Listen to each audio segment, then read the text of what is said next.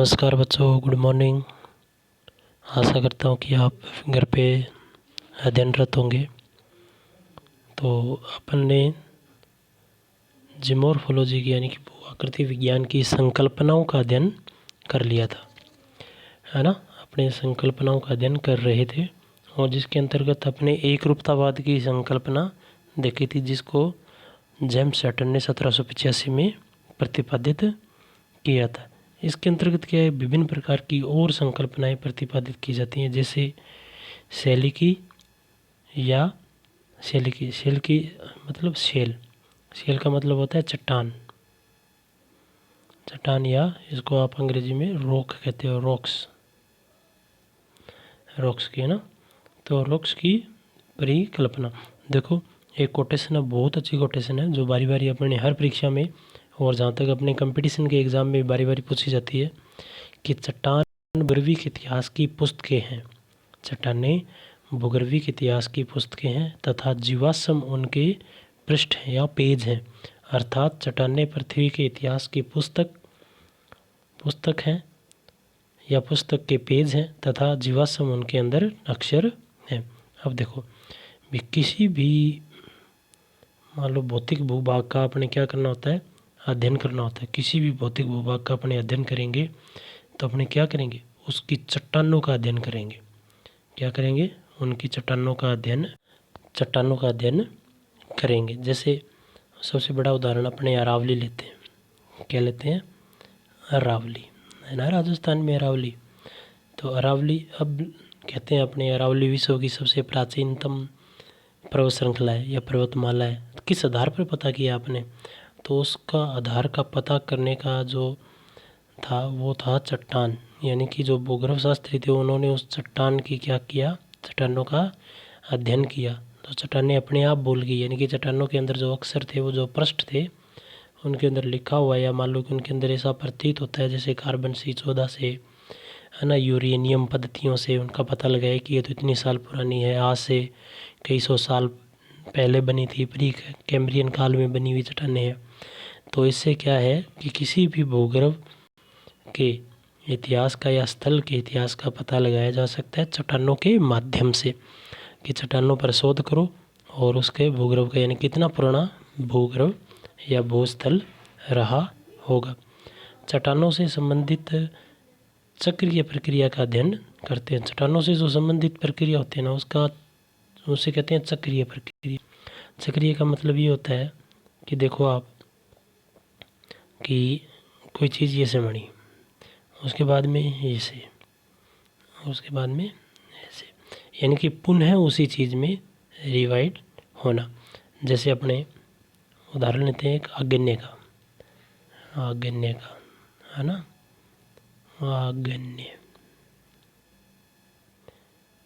आग्नेय चल, इसे कहते हैं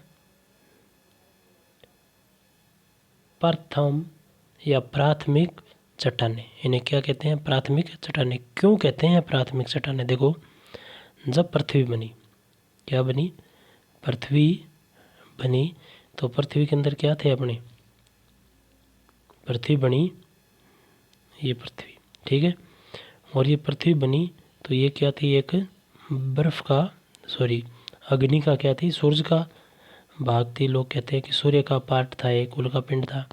तो ये जैसे नीचे गिरा, ये क्या हुई, ठंडी हुई, हल्की हल्की ठंडी हुई। तो ठंडी होने से इसमें क्या बनी, कुछ चट्टानें बनी, है ना। तो जो पहली बार यानी कि पृथ्वी के ठंडा होने से जो चट्टानें बनी, वो बनी, उसको क्या कहते हैं अपने, आग्नेयशिला कहते हैं। देखो आग्नेय, है ना, मैंने कहा था आपको कि जो चीज़ अपने को समझ नहीं आई उसको अपने क्या कर लेना है, तोड़ लेना है ना। तो अग्नि से बनी है, अग्नि किससे बनी है, अग्नि प्लस ने, है ना, ने का मतलब पैदा होना, यानी कि अग्नि से पैदा होने वाली। तो अग्नि से बनने वाली सेलों को क्या कहेंगे, आग्नेय सेल कहेंगे, ठीक है। उसके बाद में अब आग्नेय सेलों पर क्या हुआ, अप्रदन प्रक्रिया हुई। मान लो ये आग्नेय सेल है, इसके ऊपर अप्रदन हुआ, कोई चीज़ का अप्रदन हुआ, मान लो अपक्षय का अप्रदन हुआ, ठीक है, अप्रदन हुआ, अपक्षय हुआ, ठीक है। और ये कहीं दूरस्थ जाकर, दूर के स्थानों पर जाकर इनका क्या कर दिया, निक्षेप कर दिया। तो एक निक्षेप, दो निक्षेप, यानी परतें बिछाती रही है। क्या बिछाती रही? जरूरी नहीं है नदी के माध्यम से हो, ये हवा के माध्यम से भी हो सकता है ना। हवा एक स्थान से दूसरे स्थान पर मिट्टी ले जाकर जमा कर देती है। तो प्राथमिक सेलें और द्वितीय जो दूसरी सेलें बनेंगी उन्हें क्या कहेंगे? अवसादी सेलें। कौन सी सेलें? अवसादी, अवसादी चट्टानें, है ना। दूसरी चट्टानें कौन सी चट्टानें? अवसादी सेलें। देखो अवसाद का मतलब ही क्या होता है? कचरा होता है। क्या होता है? कचरा। मान लो कि एक परत हुई, उसके बाद में अगले साल फिर बाढ़ आई, और फिर दूसरी परत, फिर तीसरी परत, ऐसे परत दर परत क्या होगी?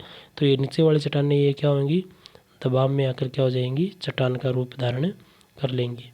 ठीक है, और ये क्या बन जाएंगी? अवसादी या परतदार सेलें बन जाएंगी। अब देखो पहले कौन सी चट्टानें बनी? आग्नेय। उसके बाद में अवसादी। कौन सी बनी? अवसादी।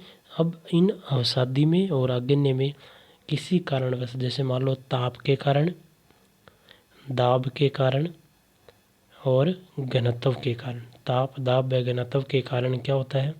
इनका रूप परिवर्तन हो जाता है। जैसे अपने उदाहरण लेते हैं बहुत अच्छा, जैसे कोयला है ना, कोयला। तो कोयला अवसादी सेल है। कौन सी सेल है? अवसादी सेल है। इस पर क्या हुआ? दबाव पड़ा कोयले के ऊपर, कोयले के ऊपर दबाव पड़ा, ताप बढ़ा इसका, तो ये क्या बन गया? कार्बन का अपर रूप बन गया। कार्बन का क्या बन गया? अपर रूप। इससे क्या बन गई? ग्रेफाइड। क्या बन गया? ग्रेफाइड बन गया। ग्रेफाइड से फिर ग्रेफाइड के ऊपर क्या हुआ? ताप दाप बढ़ा, तो फिर इससे क्या बन जाता है? हीरा बन जाता है। क्या बन जाता है? हीरा। और कहते हैं ना कार्बन का सबसे शुद्ध रूप कौन सा होता है? हीरा होता है। तो मैं ये समझाना चाह रहा हूँ आपको कि जैसे पहले आग्नेय सेल, आग्नेय से अवसादी सेल, अवसादी से कायांतरित सेल, और कायांतरित से फिर वापिस क्या होगा? अवसादी सेल बनेंगी, क्योंकि आग्नेय तो बन गई एक बार, उसके बाद में फिर अवसादी, फिर उसके अंदर दबाव, तो एक चक्रीय प्रक्रिया चलती रहती है। इसीलिए अपने कहते हैं कि चट्टानों से संबंधित चक्रीय प्रक्रिया का अध्ययन किया जाता है। किसके अंतर्गत? जियोमॉर्फोलॉजी के अंतर्गत। तो अब अपने पढ़ते हैं आग्नेय सेल का चक्रीय निर्माण। चट्टानों के निर्माण में, चट्टानों के निर्माण क्रिया में भी चक्रीय सिद्धांत लागू होता है। जब पृथ्वी की उत्पत्ति हुई तो पृथ्वी तप्त एवं तरल अवस्था में थी।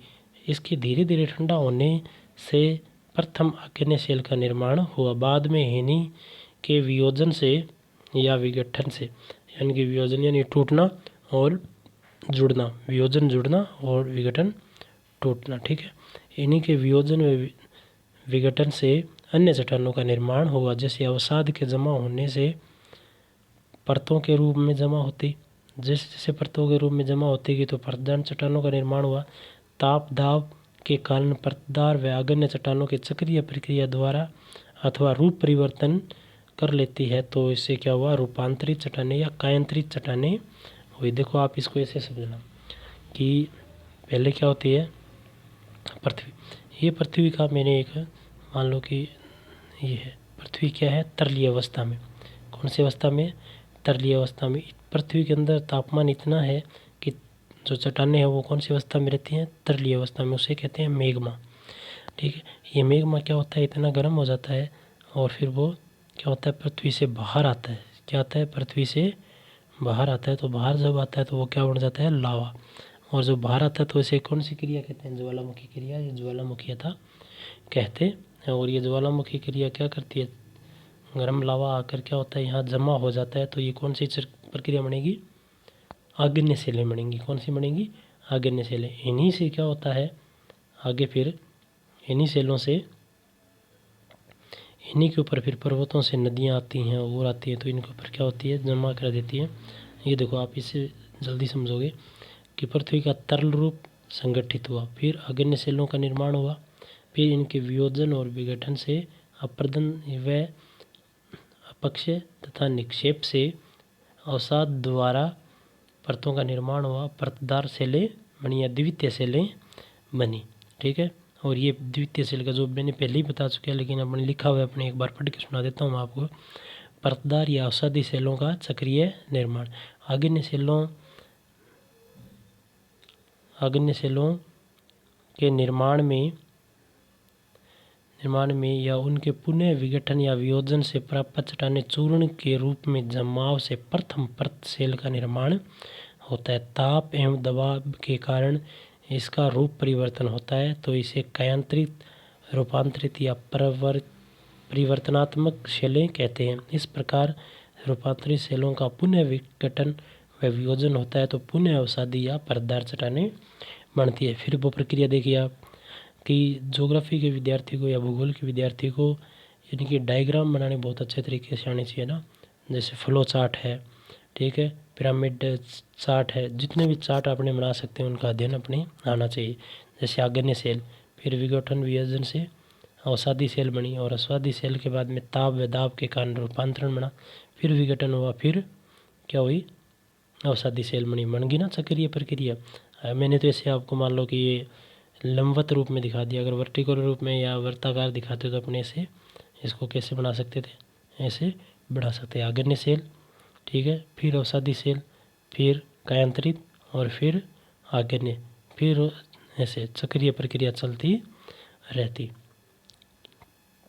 अब है रूपांतरण सेलों का चक्रीय निर्माण। इनका निर्माण आग्नेय अवसादी दोनों प्रकार की सेलों से होता है। इस प्रकार इसके चक्कर भी दो होते हैं, दो चक्कर होते हैं इसके।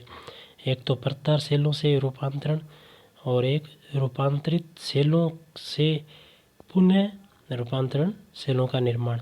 जैसे परतदार सेलों से या अवसादी सेल से परतदार सेल बनेगी, फिर रूपांतरण बनेगी, फिर रूपांतरण से परतदार बनेंगे। फिर दूसरा है रूपांतरित सेल, अति रूपांतरण के कारण आग्नेय सेल और परतदार और फिर रूपांतरण सेल। ये देखिए आप कि आग्नेय सेल बनी, प्राथमिक सेल है, ठीक है, विघटन व वियोजन के कारण अवसादी सेल बनी, जैसे अपने क्या कहते हैं, द्वितीयक सेलें कहते हैं। द्वितीयक सेलों में दाब व ताप के कारण रूपांतरण सेलों का निर्माण हुआ, ठीक है, और फिर आग्नेय सेलों में दाब व ताप के कारण रूपांतरण सेलों का निर्माण हुआ। रूपांतरण में वियोजन व विघटन के कारण अवसादी सेलें बनी, फिर दाब व ताप के कारण रूपांतरण सेलें बनी। ये चक्कर एक सर्कल के भांति चलता रहता है। इसका मैं ना आपको एक बढ़िया उदाहरण बताता हूँ कि जैसे यहाँ बनाते हैं, ठीक है, जैसे मान लो कोई पत्थर है, ये देखो ये पत्थर का टुकड़ा है, ठीक है, इसे अपने आग्नेय सेल मानते हैं। मैं यहाँ ए लिख देता हूँ एक बार ना। आग्नेय सेल, ये क्या हुआ, किसी के संपर्क में आया, मान लो सूर्य के संपर्क में आया तो ताप या दाब के कारण, ठीक है, मान लो ताप के कारण रात को ठंडा हुआ, सुबह गर्म हुआ, इसके कारण क्या हुए, इसके टुकड़े हो गए, क्या हो गए, टुकड़े, हल्के हल्के टुकड़े हो गए, छोटे छोटे, ठीक है, और ये जाकर क्या हुआ, एक टुकड़ा यहाँ जमा, फिर इसके ऊपर, फिर इसके ऊपर, ऐसे करते करते यहाँ पर और चट्टानें निर्मित होगी। तो इसे आग्नेय सेल, और आग्नेय सेलों से कौन सी चट्टानें बन गई, अवसादी सेलें बन गई। अब जो नीचे नीचे टुकड़ा हुआ था इसके ऊपर क्या हुआ, बहुत ज़्यादा दबाव हो गया। तो ये मान लो कि पहले तो क्या था, ऐसे था, मान लो कि चक्राकार आकृति का था, यानी कि अपने इसको क्या कह सकते हैं, वर्ताकार आकृति में था, और फिर ये क्या हो गया, चोरस बन गया, जिसे आप क्या कहते हो, वर्ग की आकृति का बन गया, ठीक है। तो दाब ताप के कारण इसका क्या हुआ, साइज चेंज हो गया, पहले वर्ताकार था, फिर उसके बाद में क्या हो गया, ये हो गया। तो जब आग्नेय सेल से रूप परिवर्तन, आग्नेय सेल से जो चट्टानें बनेंगी उसे अवसादी, और अवसादी का जब रूप परिवर्तन हो जाएगा तो उसे क्या कहेंगे, कायांतरित सेल कहेंगे। एक उदाहरण और लेते हैं, देखो आग्नेय सेल, ये पृथ्वी है, ये क्या है, पृथ्वी, और पृथ्वी के ऊपर ये आग्नेय सेल है, ये क्या है, आग्नेय सेल है, ठीक है। आग्नेय सेल से ये क्या हुई कि धीरे धीरे टूटकर यहाँ आ गई, और ये क्या हो गया, अवसादी सेल बन गई, ठीक है। यानी कि यहाँ जो आग्नेय सेल है उसको अपने ग्रेनाइट कहते हैं, कौन सी, ग्रेनाइट, ठीक है। ग्रेनाइट धीरे धीरे किस में परिवर्तन होगी, बेसाल्ट में, किस में परिवर्तन होगी, बेसाल्ट में। बेसाल्ट का रूप परिवर्तन होगा तो ये किस में हो जाएगी, संगमरमर में परिवर्तन हो जाएगी, ठीक है। तो संगमरमर किसका उदाहरण है? कायांतरित का। बेसाल्ट किसका उदाहरण है? आग्नेय अवसादी का। और ये किसका है? अवसादी का। ठीक है बच्चों, मैं आशा करता हूँ कि आपको बढ़िया लगा होगा चैप्टर। ठीक है, और ये अपनी संकल्पनाएं क्या होगी? पूरी होगी। इसके बाद में जो नेक्स्ट चैप्टर है वो है पृथ्वी की आंतरिक संरचनाएं, जिसके बारे में अपने अध्ययन करेंगे। मैं आशा करता हूँ कि आपको ये चैप्टर बढ़िया लगे होंगे। और इसकी जो PDF है वो मैंने व्हाट्सएप ग्रुप पे डाल दी है ऑलरेडी। और कोई मान लो कि क्वेरी हो तो आप इसमें कमेंट बॉक्स में डाल सकते हैं। धन्यवाद।